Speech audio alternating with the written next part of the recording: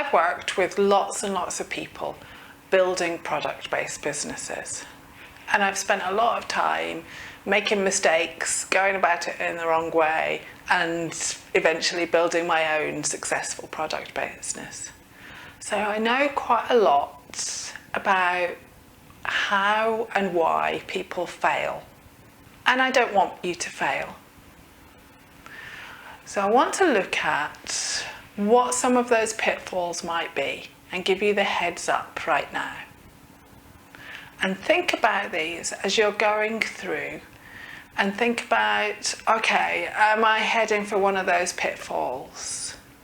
Because it's very easy to set yourself up to fail, and then you've wasted time and effort.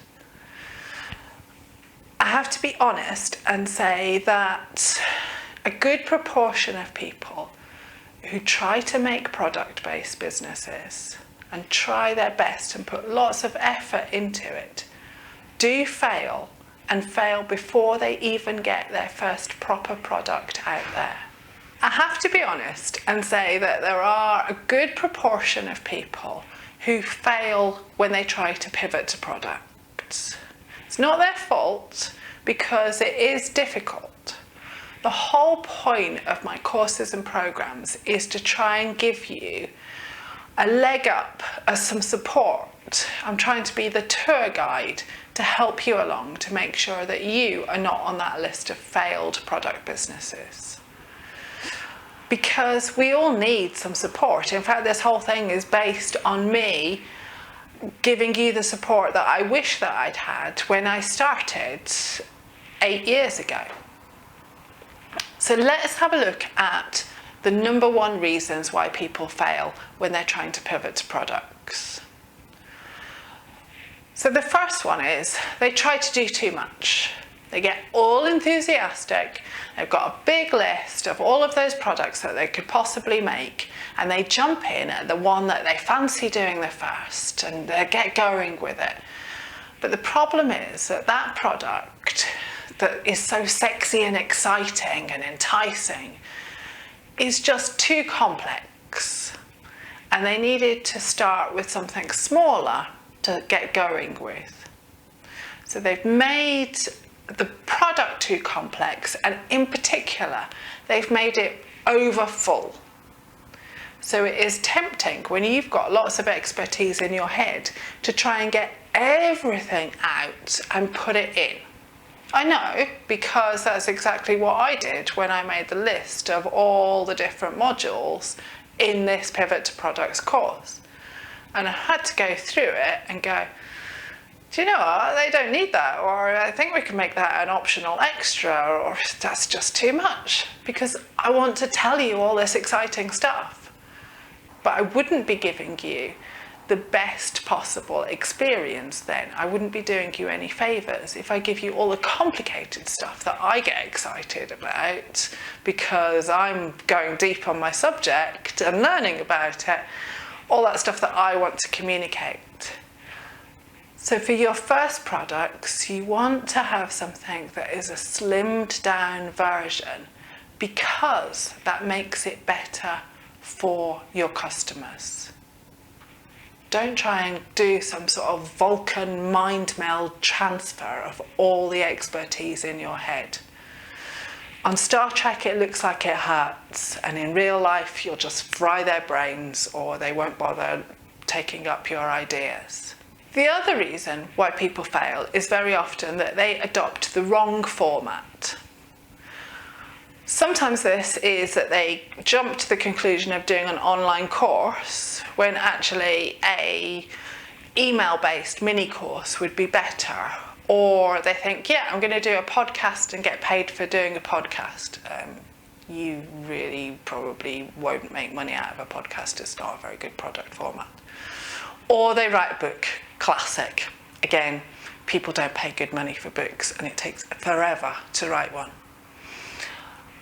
So we spend quite a bit of time looking at what is the right format for you. Give that the right consideration. Sometimes people choose the wrong format because they think that they should do this sort of format, and that format, that way of communicating is too far outside their comfort zone. So it's good when you're doing products to be prepared to push outside the comfort zone a little bit, but you don't want to go massively outside the comfort zone, because when you go massively outside your comfort zone, this is when you fail. So little baby steps outside the comfort zone, especially when you're finding a different way of communicating and a different way of getting your ideas out of your head into other people. People fail because they try to go too fast. Again, I've definitely done this. I get enthusiastic and I think, yeah, I'll have that done by the end of November and get it out to market. And actually it was the next November that I finally got it done. Pace yourself. Try and do something regularly and establish the habit of working on your products. As we know from everything else in life, like healthy eating or exercise, building up the habit of doing something and building it into your life means that it sticks, and you're more likely to do that regularly. If you try and adopt something new and change it and just go right out there, it would be like me trying to take up running and run a marathon at the weekend. It's not going to be good, really. I need to start with like 2k, yeah, probably do 2k nice and slowly, and then build up to a marathon, or it will add up to a marathon in 13 different episodes. 26 divided by 13, yeah, that's 13 2ks. I can do that. The other reason why people fail is life. Life gets in the way. So some of the people who have failed at making a product-based business that I've worked with, because it takes time, substantial time, to build a successful product-based business, to build the products, to build the audience, to get it out there, especially if you're doing something new. In that time, life can hit you. And you know what I mean, you've been through it, your friends have been through it, you see it all the time. There's something happens, some sort of disaster, or a good thing. Your partner has a baby, it's a good thing, but it's also really hard work. Or there's a death in the family unexpectedly, or you get ill, all of that stuff that life throws at you. And sometimes that means that your business feels like it has failed to pivot.